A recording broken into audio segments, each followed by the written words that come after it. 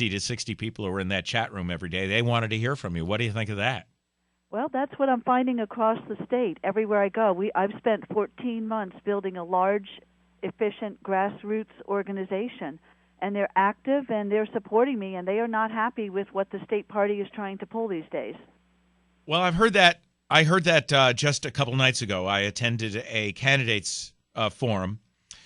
This was in Simsbury, Connecticut. All 4 Republican candidates for the Republican nomination to run against Chris Murphy in the 5th district, and at least 2 of them, maybe you could count 3, but I didn't talk to the 3rd person, said that they indeed want a primary, that they don't want these seats picked by the Republican hierarchy.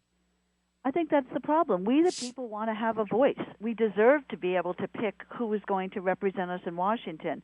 And when that's dictated to us, people get angry. And people are not going to sit back, especially after the Obama election and what's happened since. Is there a new Republican Party emerging, Daria, in Connecticut? One of our comments, I'm reading the chat room right now because they are glued to the radio because you're on. These are big fans of yours, and I can tell you got at least 50 votes because they're all in the chat room right now. Oh, I think we have more than that. Well, I'm saying at least, at the least. Liberty or Death is one of the people who is in our chat room. They all take strange names. They call you the voice of reason. Do you consider yourself the voice of reason? I am. I'm not an extremist. I'm basically somebody who has the ability to go down to Washington as a citizen candidate, do the job, and come back home. And I've talked to people, and I don't mix my words. I will tell them exactly what I think, and I think that's what the people want. They want somebody who's plain-spoken but has the ability to do it. We're tired of lobbyists. We're tired of PAC money and attorneys from Hartford dictating to us. And I think that the people know that I am one of them. I've worked in the administration. I was a Reagan appointee in Washington working at the State Department when I was much younger, in my 20s. I'm 53 now. And I held a presidential appointment for several years and then moved into the private sector. And I've been there ever since. So they know that I didn't change when I went to Washington before. I came back, earned a living, started a company. I've taught at UConn and Eastern. So I'm one of them. This is my home. I grew up in Connecticut. But you know what? I don't think that it's right to have generational theft in this country. And that's what it's come down to. And I think if I want to complain about it, I better step up and do something about it. And I did. A lot of people claim to be Reagan. You've said so much in one space. My heart is beating faster. In fact, one of the people in the chat room wants to have your children. I've got my kids. I'm just making some fun. I'm telling you the truth. I mean, you should see this chat room right now. They're fainting even as we're talking. It's a lot of people claim to be Reagan Republicans. They'll say I'm a Reagan Republican, but you actually are a Reagan Republican. Yes, I was vice chairman of my state college Republican group when I was growing up, and at age 19, I was a Reagan alternate delegate to the Republican National Convention in Kansas City. I've been a conservative all my life, not an extremist, just like everybody else in the 2nd District, an American who believes that strongly that the government needs to be contained. Well, here's the message I think that you send to the people in the 2nd District. People are people, Democrats or Republicans, maybe not the far left and maybe not the far right, but in my world, mostly the far left. Maybe not. But for the most part, people are people. And the thing that families are concerned about is they're concerned about their children. And one of the things that has upset the Tea Party more than anything else is that what you call a generational theft. The spending, I did find it funny, did you not? John Larson, speaking to the Democrat convention, said we're going to crack down on the greedmongers on Wall Street. What about the greedmongers in Congress, Daria? It is unbelievable. These people that are in Washington do not represent the majority of the Americans or the opinion of Americans. But when we go to speak out, we're called radicals for exercising our right to free speech. Well, that's one of the concerns that some people have with Elena Kagan when she was questioned by Chief Justice Roberts during the Citizens United case. And she was asked, if you can control this, where do we draw the line? Do you draw the line at books? How about books? How about pamphlets? Well, pamphlets are clearly political. I'll have to think about the book thing. This is outrageous. This woman's going to serve on the Supreme Court, and she is trying to parse the First Amendment, Daria? These people in Washington are out of control, and it's time that we all step up and do something about it. And the only way to do it is to make a very hard decision for many of us to leave the private sector, to leave our jobs, and to step up and run for office. But if we don't do it, then we're just accepting that Washington is the status quo.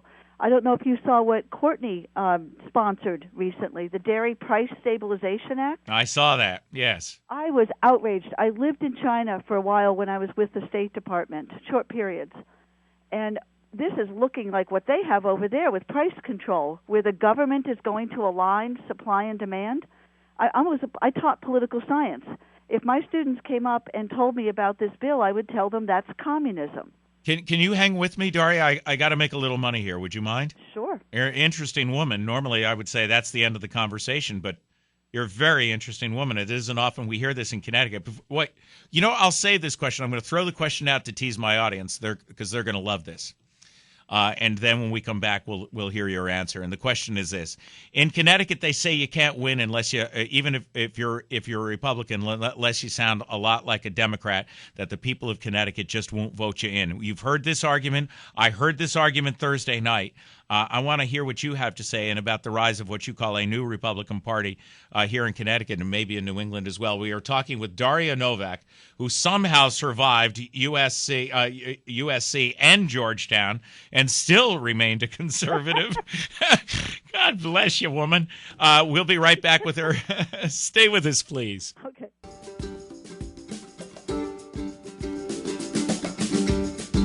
Welcome back, everybody. We are talking with Daria Novak, who is running for the Republican nomination in the 2nd District of Connecticut, running against Congressman Joe Courtney. Daria, I have my own problems with Joe Courtney, mostly stemming from the health care bill, because I was stunned that when you were elected to serve the people of your district, that you would come back and you would blatantly either he blatantly misrepresented this health care bill, or he actually had not read the bill, because he made these statements that your health insurance the cost will go down, that it will save the nation money, that it will cut the deficit, that you'll be able to keep your doctor, you'll be able to keep your insurance, and over the course since last August, we have proved without a shadow of a doubt, by actually reading all 5 bills, that none of those things were true, and yet he posted what essentially amounted to Democrat talking points. That's not representation, Daria Novak. It's unbelievable what's going on. Courtney is not listening to the people. He put up a poll, I don't know if you saw it, on his own website. 94%, I believe, was the final number of the people said they would be worse off with this bill. So what did he do? He voted for it. He doesn't listen to us. Washington created an agenda of what they wanted to push through very quickly while they still had the ability to do it, a honeymoon period. And they knew darn well that they'd have to ram this legislation through quickly before the American people had a chance to realize what was being done to them. There's no two ways about it. He didn't listen to us. He doesn't represent us. And Washington is out of sync with the American people. Well, I guess we're going to find out in this. I know. Listen, almost all of my close friends live in the 2nd District. I'm sort of lost in a sea in an island elsewhere in Connecticut. But let me tell you that, Daria, let me ask you about this. Can you win in Connecticut being a Reagan conservative? Can you win in New England being a Reagan conservative? Can you stand up? Can you have the courage of conviction and win a seat in New England? Definitively we can. I'm not alone here. This is what there's this false belief that New Englanders are extremely liberal. You know what? There have been times when the country swings back and forth, and some people in New England are liberal and some are conservative. But if you talk about basic values, family, tradition, the ability to pull yourself up by your own bootstraps, the wanting to make your own decisions and lead your own life without government interference, that describes New England. We don't want people coming in and dictating to us. We fought a war a few hundred years ago to be free, and I think the people still want that. I've got grassroots support across the Republicans, the unaffiliated voters, and the Democrats. We have a Democrats for Daria group. I've got somebody, I don't want to get him in trouble, but he's on a Democratic town committee in a coastal area here who's joined my campaign. And he says, don't go blasting my name. I'm a Democrat still, but they're out of control, and I'm joining you because we have to straighten it out.